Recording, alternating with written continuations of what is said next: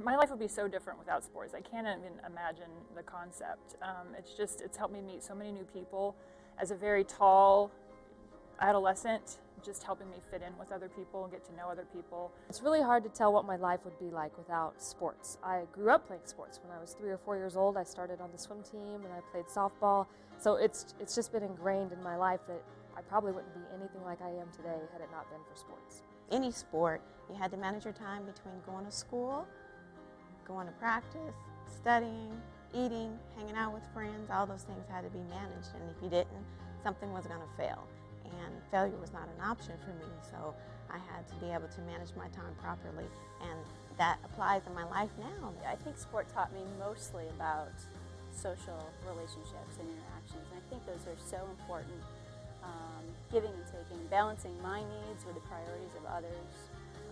For instance, in the workplace, making sure that what I need gets accomplished, but at the same time, collaborating with others, overlapping with others in such a way that we can all accomplish what we need to accomplish. And that's really the best of sport and team in general, so certainly it translates into the workplace and life. I think it's helped me to be a better person, a better professional, a better wife, a better mother, a better family member, but if anything, a better person for my colleagues. Being a student athlete, even from my youth to high school to college, that was what opened the doors to bring me into the sports industry. So I wouldn't be where I am today without sports. A female role model growing up to me that played sports was my cousin, who went on to play and become a college student athlete. And we had the opportunity when we were younger to be the ball girls and to come to her games and be a part of the program, and that to me that's what I wanted to do. I wanted to have that opportunity and be a part of a team like that. My mom can't walk and chew gum at the same time, which she readily admits. But my brother was 2 years younger than myself, and he and I both just grew up playing sports together. We would wrestle in the backyard, play football, play basketball, and so I think he was probably the most significant influence in my life as it comes to sports. For women, specifically, I think it is a way to develop confidence. It's a way to really instill that you can make a difference on a broader level. Yes, the student athletes today are given a lot more resources, but there's a lot more expected of them. They've become role models. I don't know that I was necessarily a role model in my age as much as I was just an athlete. So I think there's a higher profile. So I think it's really been critical to help the young kids dream about what could be. My career arose from my gymnastics career. I didn't realize as a casual fan or a participant, you don't understand all the things that go on behind the scenes. And when I saw those, I realized there was a career path there, and it took me in that direction, and I've been very blessed to have the opportunities that I have had in my work life. I enjoy my job at the NCAA because I enjoy seeing the faces of the student athletes as they're crossing the finish line or winning the national championship on the field. To see that expression and to know that I was a part of something bigger, it's a really great feeling. And to also know that I'm helping these individuals excel as a person and hopefully helping them develop skills that they'll take for the rest of their lives. That's why I like where I work.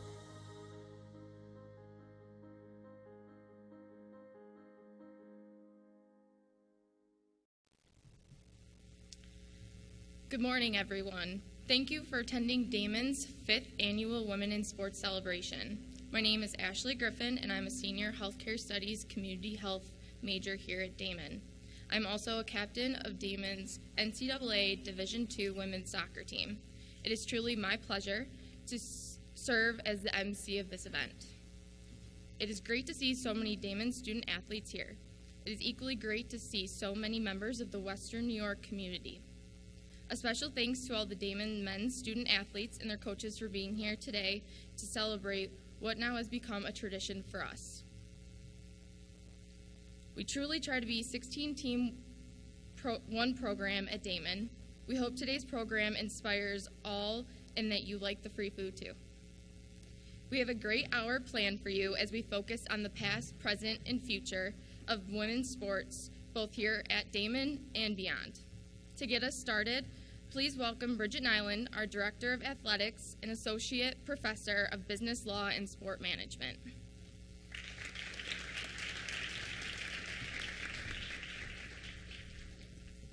Good morning and welcome.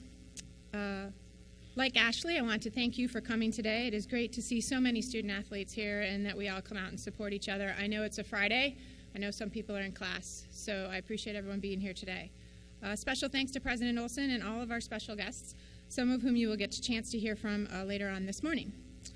We started this week-long celebration on Monday by hosting Senator Gillibrand. What a great event that was. My comments will be short and simple as they were then, but again, we're focused on framing this week in general and this lunch in particular.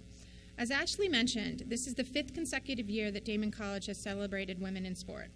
The celebration itself started over 30 years ago by the Women's Sports Foundation. And as noted on the back of the program, the goal is to just pause for a bit to recognize the many benefits that sports brings to women on our campus. While Monday's event was structured for the young women who participate in sport through varsity athletic club teams or by studying in the college's sports management and athletic training disciplines, today's event has a special focus on recognizing the value of participating in NCAA collegiate athletics and the opportunity that creates for all student athletes, but for especially our young women. Why do we recognize this? What makes it special? Well, as we move farther away from 1972, the year in which Title IX was adopted by Congress, and all the sport law students in the room know that it was this law that made the opportunity to be a college athlete possible for women. As we move farther away from that date, it becomes increasingly easier to forget that there was a point in time when women did not have the right to such participation. I mean, Natalie, did you see the skirts on the basketball players on those videos? Come on. Imagine having to wear those just to compete. Collegiate athletics dates back for men to the mid-1800s, but for women, only 1972. And again, as the sports law students in the gym will tell you, from a media, marketing, and pay perspective, opportunities in women's sport are still catching up. I've told this story the previous years, not always every year, but I always want to give it a personal touch as to why this day means something special to me.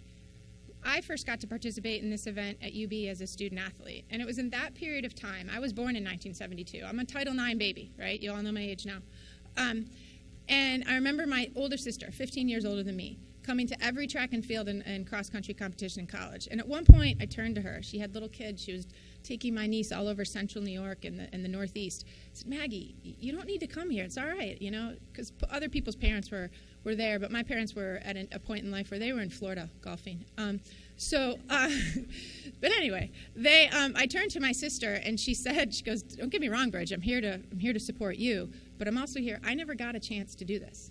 So she was just 15 years older than me. She never had the chance to compete as a runner. There weren't cross-country teams back in the late 1970s. There was maybe volleyball, maybe basketball, maybe not soccer, so maybe some of the other sports. So it always put that moment in context to me that I was having an opportunity that she didn't even get, yet she was my sister and not that much older than me. Now, being only one of 15% of college women athletic directors, I'm reminded often as I go out in the community about the opportunities that I'm getting professionally that women did not get, that are just a little bit older than me. I have career opportunities that were never available to them. And to the young ladies in this room, as I said on Monday, I'll say to you today, you will get opportunities that I did not have. So we do truly stand on the shoulders of each other in so many aspects of life. So that is why we celebrate this week. We celebrate the friends we have made through sport. We celebrate the lessons we have learned through sport.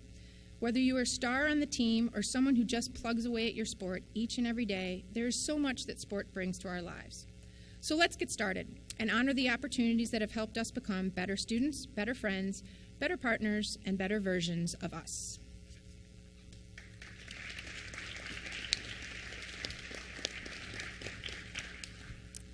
The overall theme of Damon's week-long celebration of women in sport has been past, present, and future. It is a tradition at this event to invite an honored guest speaker from outside of Damon to share what sport has meant to them in their life. This year's honored guest is Alana Myers-Taylor. Alana is from Oceanside, California, and began the sport of bobsled in 2007, making the national team her rookie season. In her rookie season, in the sport, she won her first World Cup medal. She followed the performance with a gold medal at the inaugural World Cup in Whistler, Canada. At the 2009 World Championships, Myers-Taylor went on to win silver and won the 2010 Olympic bronze medal. After the 2010 Games, Myers-Taylor moved into the driver's seat of the bobsled and 4 years later, she claimed the 2014 Olympic silver medal. Let's take a minute to watch a short clip of Alana competing in bobsled. The sleds are moving much faster than when the track was built, and so the profiles of the curve don't necessarily match well with how fast these new aerodynamic sleds are going. Start record in Heat 1 for Alana Myers and Asia Evans, 5:22. Can they beat their first getaway? I think they get to the teens if they really start. 5:20, just missed. That's great. Well, you know, we talked about Asia and Lolo Jones, Gianna Madison, who raced in the US races and the Canadian races for American bobsledding. These girls have brought a whole injection of new pace into the team. Yeah, we talked about how really fast these girls can run, but you know, there's a lot to be said for how strong these girls have to be, and Asia is a really strong athlete.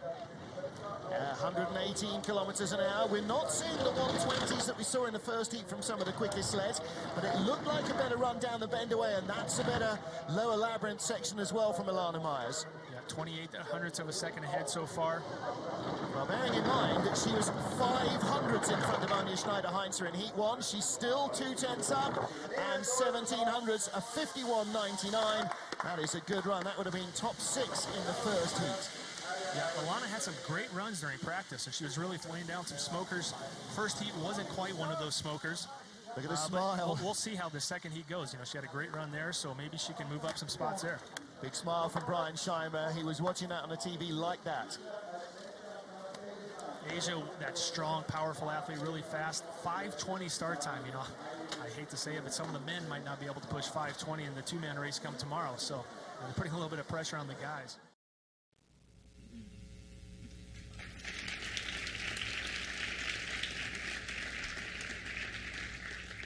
Pretty cool sport, right? Alana is an active in the Olympic governance structure, currently serving as an athlete director on the United States Bobsledding Federation Board of Directors. Myers Taylor graduated from George Washington University with a master's degree in sports management after finishing her bachelor's in exercise science. While at George Washington, she was the shortstop and pitcher for the GWU women's softball team. She was named the ECAC Division I All-Star Team in July 2007 for leading the Colonials to their first ever Atlantic 10 tournament appearance. In addition to bobsled, she has competed in professional softball and with the Team USA Rugby Sevens team. Alana's present and future is pretty bright, and she agreed to speak with us today to share the role sport has had in her life and in the past. Please give a warm welcome to Alana Myers Taylor.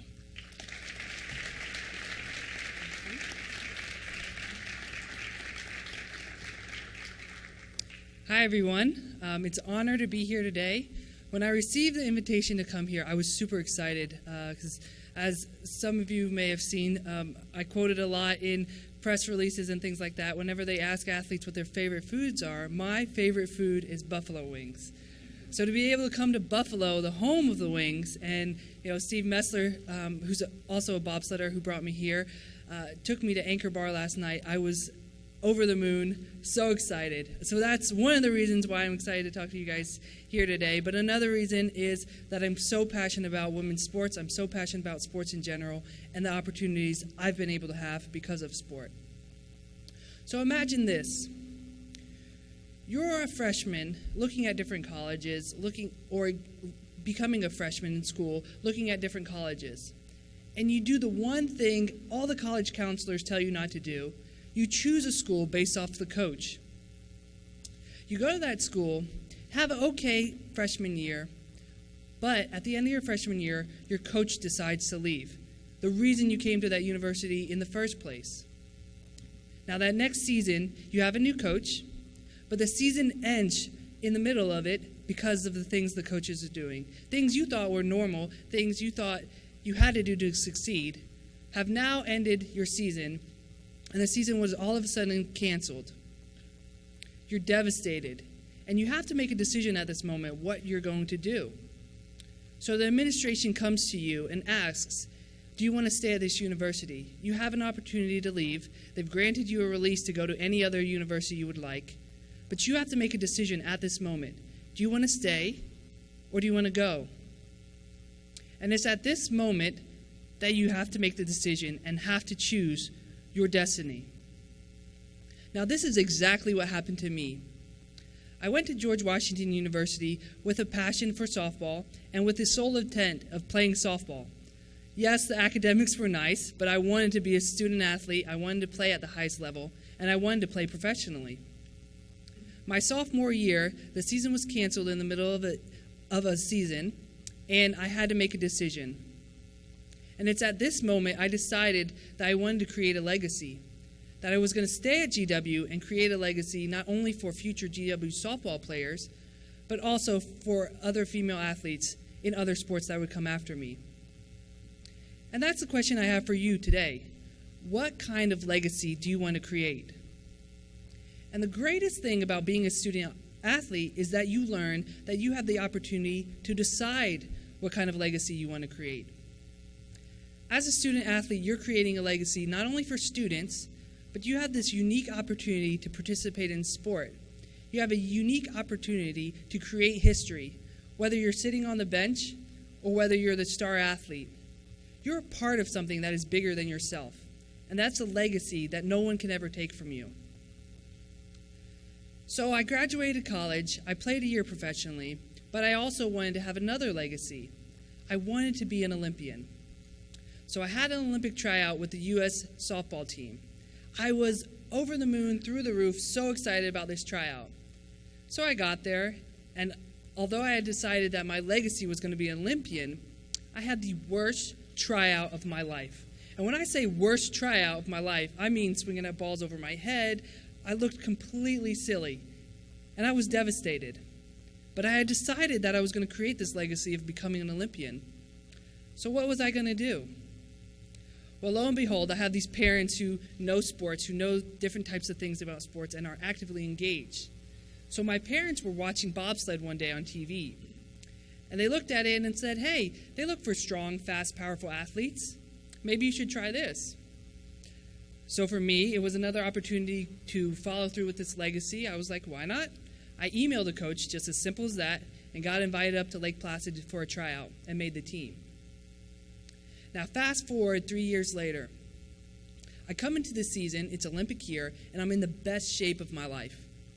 I'm super excited, I'm the highest ranked brakeman, and everything seems to be going perfectly. Until I got an injury. A hamstring injury totally ruined what I thought was going to be an easy season, what was just going to breeze straight through the Olympics, go win an Olympic gold medal, and then my legacy would be complete. However, this hamstring injury totally derailed those plans. So what was I going to do?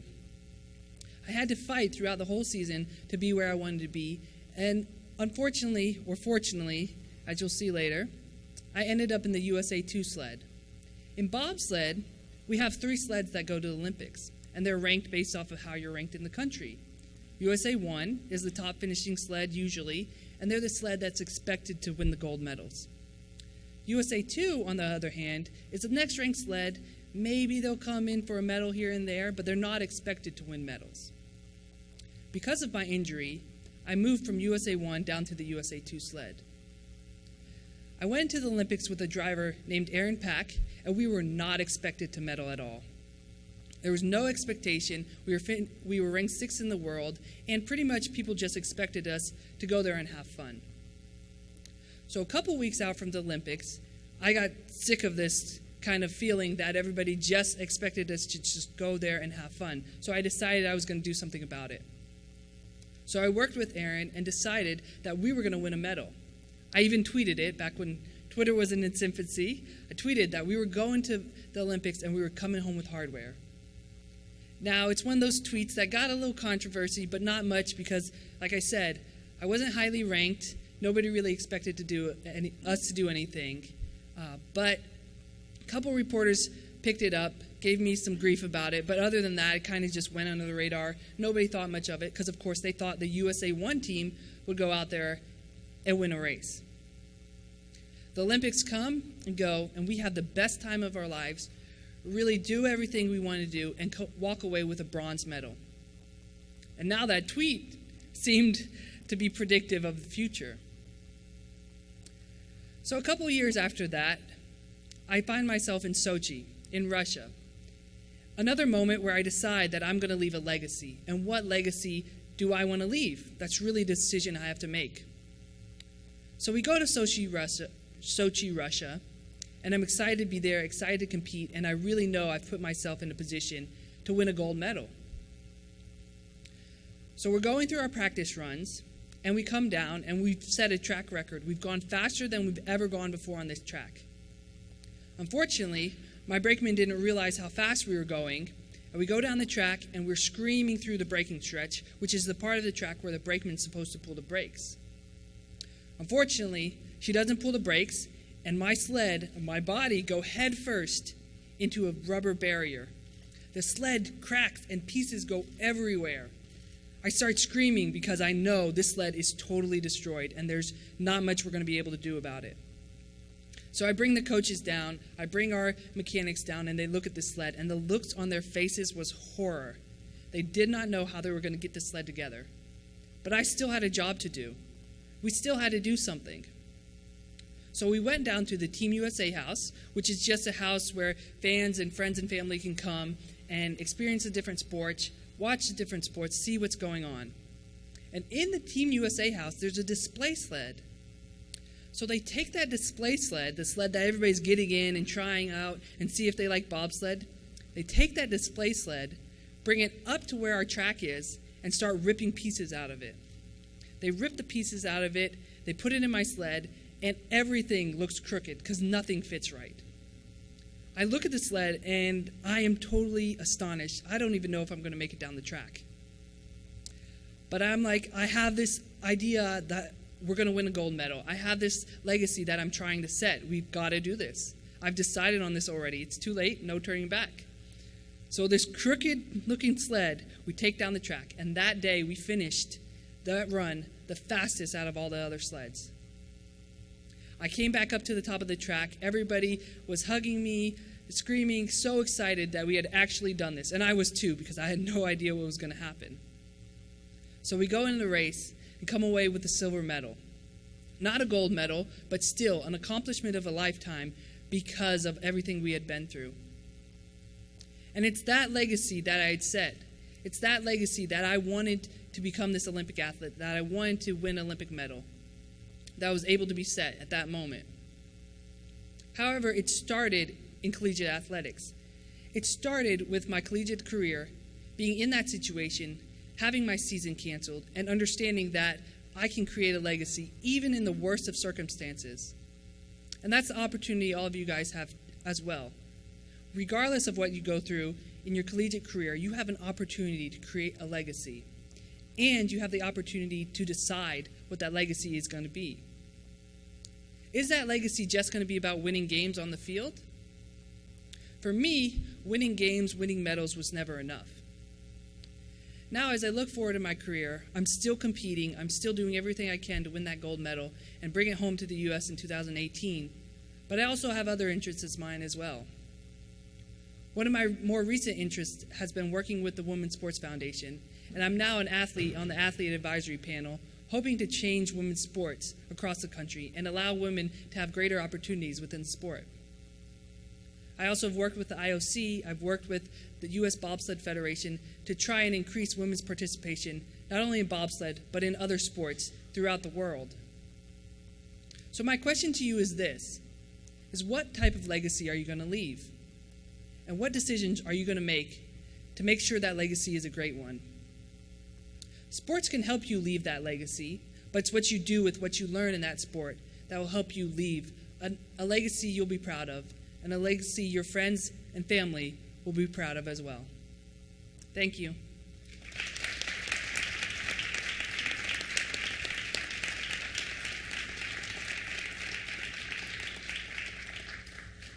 Thank you so much, Lana, for being with us today. It has also been a tradition to honor the present of women in sport by hearing from a present Damon student athlete. This year's student speaker is Megan Lipinoga. Megan is my co-captain of the Damon women's soccer team and will graduate with a degree in business administration, sport management, and paralegal studies certificate in May. Please welcome Meg Lipinoga.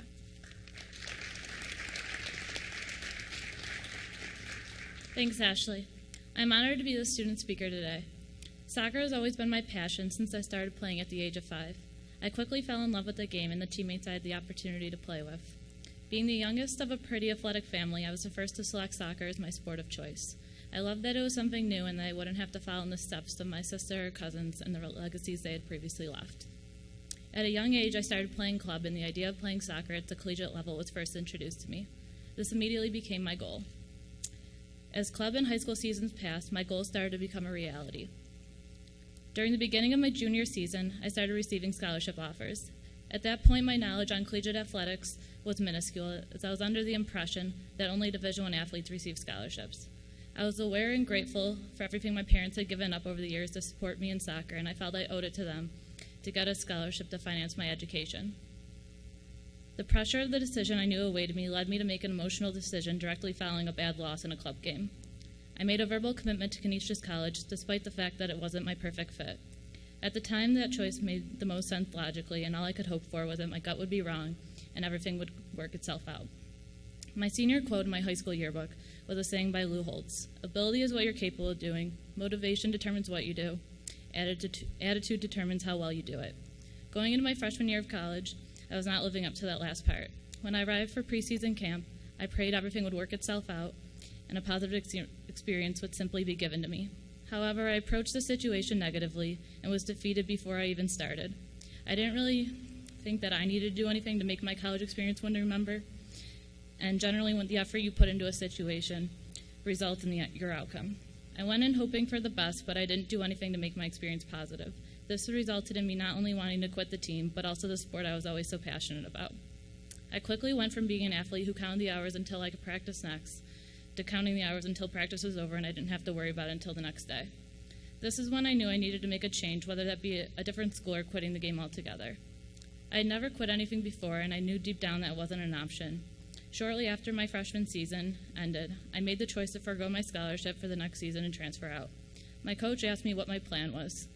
I lied and pretended like I knew what I was doing, but really I had no clue. I've always considered myself a planner, and for the first time I didn't have one.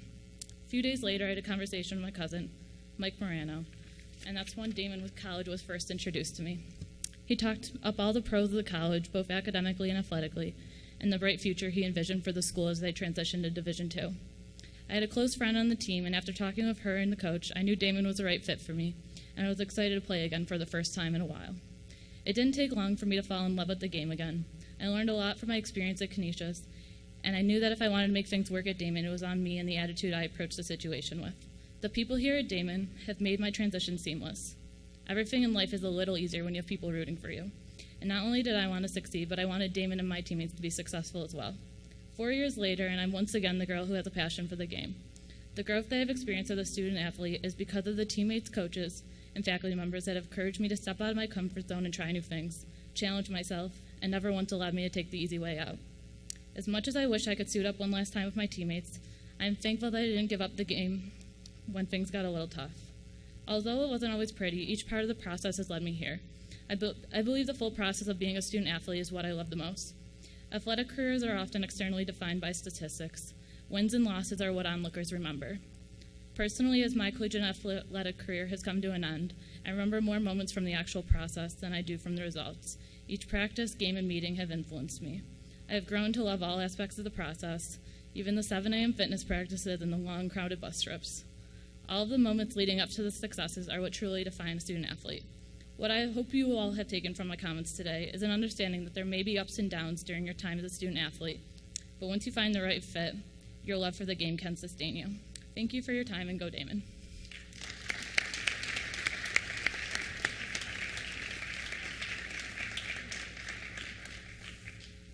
Thank you, Megan. We've had a great 4 years together, and it's hard to believe we are moving into the future. As to the future, part of our event has included honoring those who support women's sport.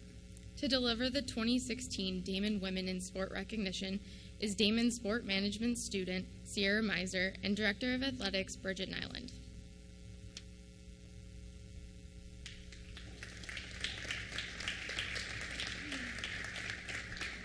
Good morning.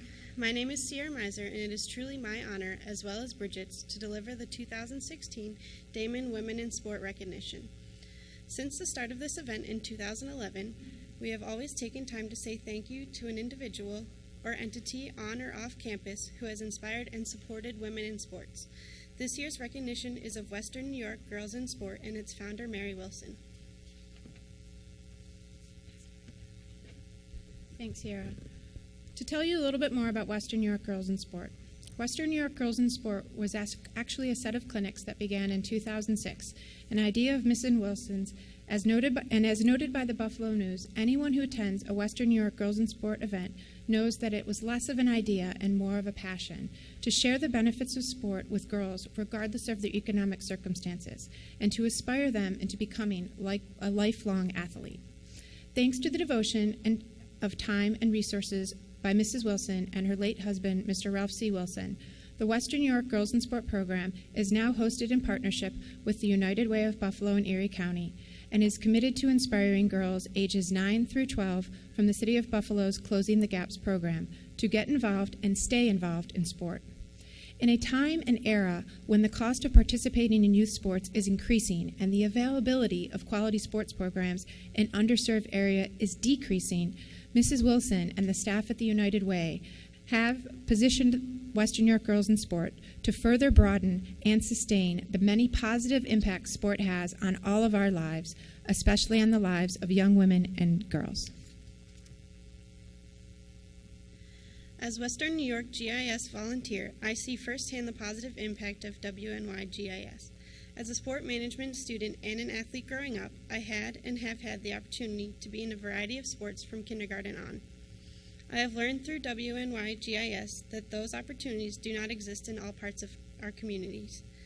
The work WNY GIS has done, is doing, and will do attempts to lessen the inequity of exposure to sport for girls of all ages. So it is my pleasure, and on behalf of Damon College, to present the Damon Athletics 2016 Women in Sport Recognition to Western New York Girls in Sport and Mrs. Mary Wilson and all of those from the United Way who are committed to sustaining such an important program.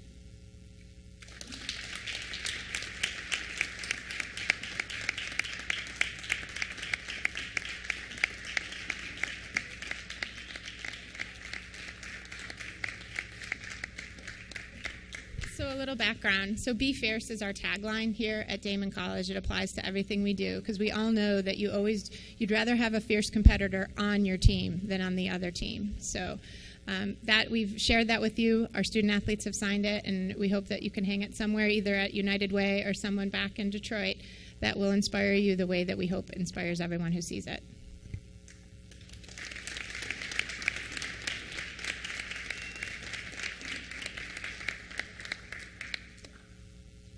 Thank you, Mrs. Wilson, for everything you have done for the young women in Western New York. We are looking forward to tomorrow's Western New York Girls in Sports event and continuing to spread our passion and love for sports. Before we conclude for the day, we want to thank all of those who have made today possible, especially City Honors High School alum and Men's Olympic gold medalist in the bobsled, Steve Mesler. Thank you, Steve, for all you did to support our event. We would also like to thank the ladies from the United Way and University of Buffalo. You ladies are great. And a big thank you to our team from Damon, especially Amanda Zangi, Vivian Heverly, Kaylee Vasquez, Pam Gorman, Mike Moranto, and Bobby Mills. The group deserves a huge round of applause as their expansion of this event and attention to all detail was impressive. And last but not least, Dawn Reed for her continued help with Damon Athletics. We hope you enjoyed this hour and have a great weekend, and go Damon.